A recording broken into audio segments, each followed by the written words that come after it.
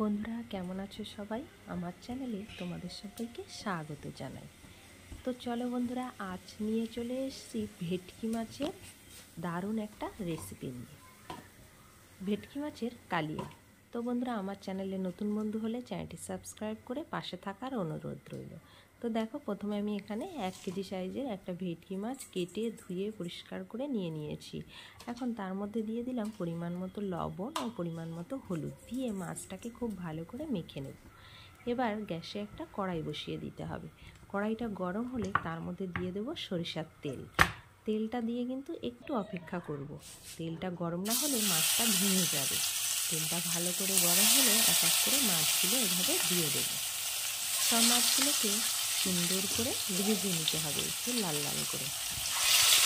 তো চলো দেখে নাও, দেখো মাছগুলো দিয়ে এখন ভেজে নিতে হবে। ওপাশ হয়ে গেলে ওপাশ উল্টে এভাবে লাল করে ভেজে নিলাম। এখন আমি একটা মশলা রেডি করে নেব।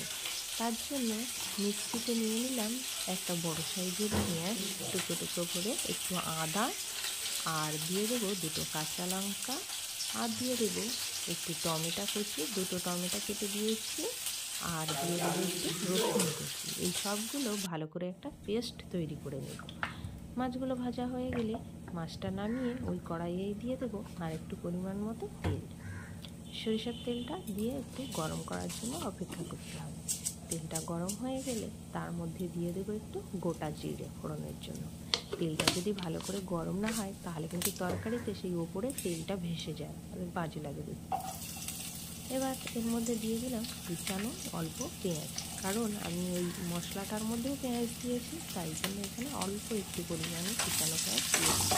এখন পেঁয়াজটাকে ভালো করে নেড়ে চেড়ে লাল লাল করে ভেজে নেব।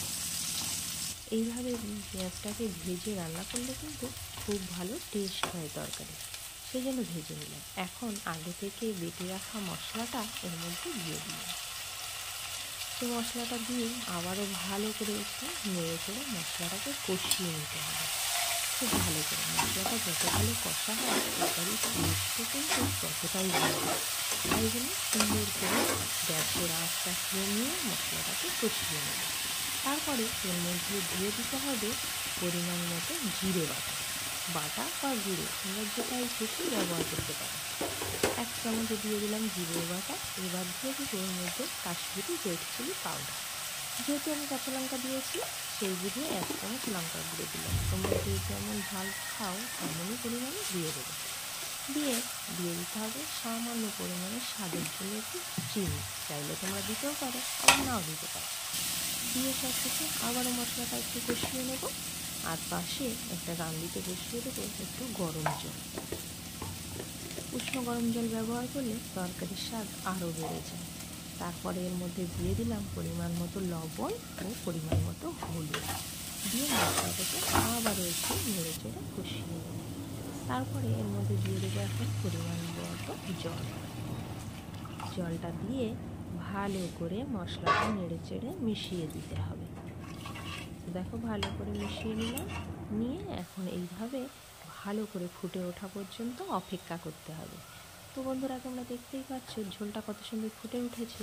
এখন এর মধ্যে ভাজা মাছগুলো একে একে দিয়ে দেবো সুন্দর করে, কারণ ভেটকি মাছগুলো কিন্তু একটু ছেড়ে যায়। আর আমার মতো এইভাবে যদি রান্না করো তাহলে একটা মাছও কিন্তু ভেঙে যাবে না। তো দেখো মাছগুলো দিয়ে সব একটু নেড়ে হালকা করে নাড়তে হবে, বেশি নাড়লে কিন্তু ভেঙে যাওয়ার চান্স থাকে। নেড়ে 2 মিনিট রান্নাটা করে নেব। তো দেখো এইভাবে আমি এখন রান্নাটা করার জন্য 2 মিনিট অপেক্ষা করলাম। তো দেখো বন্ধুরা, এখন কিন্তু রান্নাটা একদম রেডি হয়ে গেছে। এখন ওপর থেকে সামান্য পরিমাণে একটু গরম মশলা গুঁড়ো ছড়িয়ে দিলাম, আর দিয়ে দিতে হবে ধনেপাতা কুচি। এইভাবে দিয়ে একটু নেড়ে চেড়ে নামিয়ে নিলেই রেডি হয়ে যাবে ভেটকি মাছের কালিয়া। দুপুরে গরম ভাতের সাথে এরকম ভেটকি মাছের কালিয়া হলে দারুণ জমে যায়। তো বন্ধুরা, অবশ্যই বাড়িতে একবার ট্রাই করে দেখো আর খেয়ে কমেন্ট করে আমাকে জানিও কেমন লাগলো। তো বন্ধুরা, রেসিপিটি যদি ভালো লাগে লাইক, কমেন্ট ও বন্ধুদের সাথে শেয়ার করে অবশ্যই আমার সাথে থাকো। ভিডিওটি এখানেই শেষ করছি।